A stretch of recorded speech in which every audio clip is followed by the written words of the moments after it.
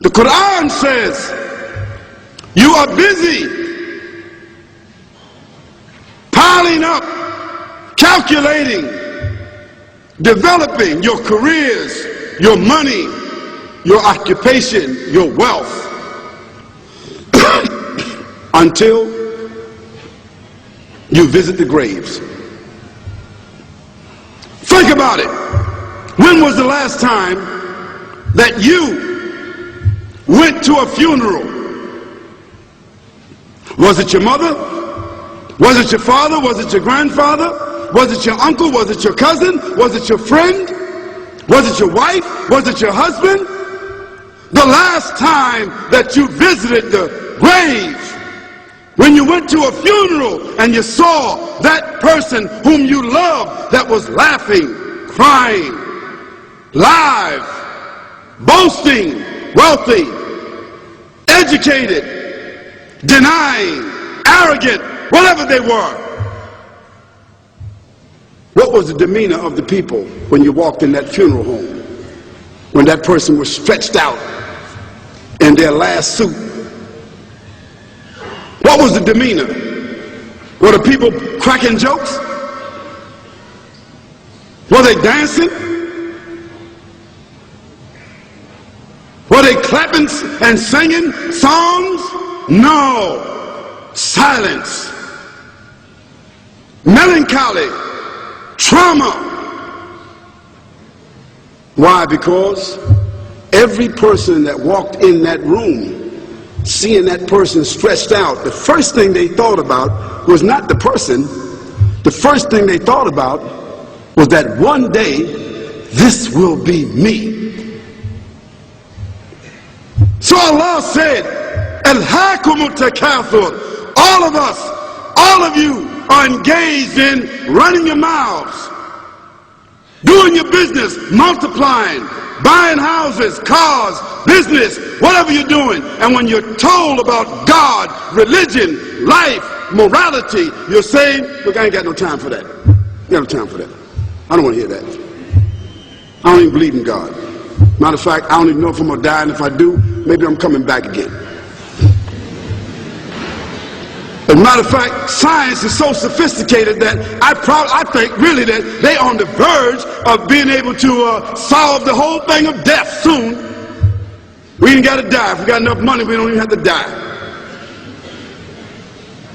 See how arrogant people can be until they visit the funeral house. And then after you go to the funeral house, if you got the guts, if you're able to do so, you go to the grave. And now this is another scenario. And you say to yourself, is that it?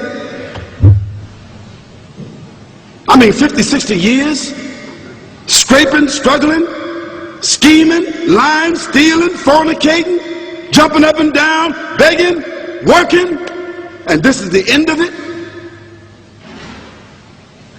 I mean, is this what's going to happen to me? Are they going to be dropping me into a hole in the ground? A hole in the ground, the same hole that a cat digs after it defecates. Just a little deeper.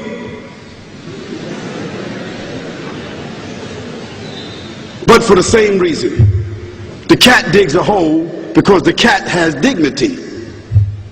Something that human beings don't seem to have. Instinctively, the cat digs a little hole, covers it up. Humans have got to be taught to do that. But it's for the same reason. So you and I, we're going into a hole a little deeper than the one the cat dug. And all the people that's crying, pulling out their hair, screaming, almost acting like they falling in the thing with you. They want to just jump in there with you. Not really though, you know, it's all an act. Because ain't nobody really going to jump in there and stay in there. They don't love you that much.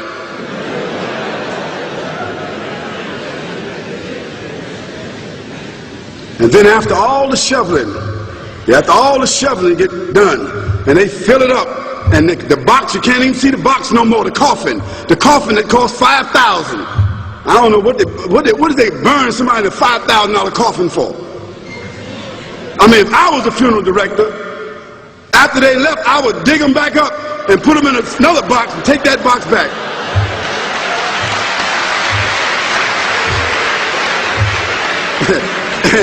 and honestly, I'm telling you, that's what they do. Yeah. So after all the money and all the drama, and they dig that hole and put you in there and cover you up, and everybody goes back to the place, go back to mama's house or daddy's house or whoever's house, and we cook some chicken or whatever it is, and we do a little dancing and drink some scotch and forget all about that person, and then we want the lawyer to come now and talk about, divvying up the spoils. So if that woman who died had a husband, somebody else gonna marry him, you know that. And that man who died, you know that woman, in about 6 months or a year of grieving or whatever it is, she gonna come to understand that she needs somebody else to be with, so she gonna marry somebody. So that means if his suits are still in the closet and he can fit them, who gonna wear them? So it really means that after all this time, and the people walk away from that grave, it's over. What about that person in the grave? What's happening? Because you know and I know that death is almost like sleeping. Death is like sleeping. Your body is gone. Your body is dead. Your spirit is gone, but your consciousness is there. Yes, brothers and sisters, you and I are going to know when the people put us in that box and put us in the grave. We are going to know. Your spirit is gone. You can't shout. You can't call out. You can't say, "Don't leave me here." But you're going to be hearing and you're going to be seeing, because that's a different kind of consciousness. But you can't move. And in that grave, this is when the real trauma is going to begin. Because there's a reason for humans to go inside the grave. If the Creator wanted to, He could have caused us to live and then disappear into the atmosphere. But He didn't. He caused us to go into another womb called the tomb.